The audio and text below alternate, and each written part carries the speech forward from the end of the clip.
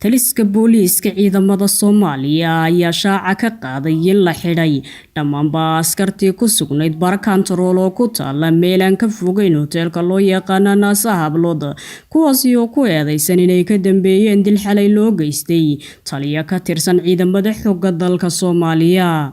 ku-xigeenka taliyaha ciidamada Booliiska Soomaaliyeed Xuseen ayaa sheegtay in xabsiga loo taxaabay dhammaanba askartii joogtay bartaasi Koontarool ee falku ka dhacay kuwaasi oo hadda uu ku socdo baaritaan.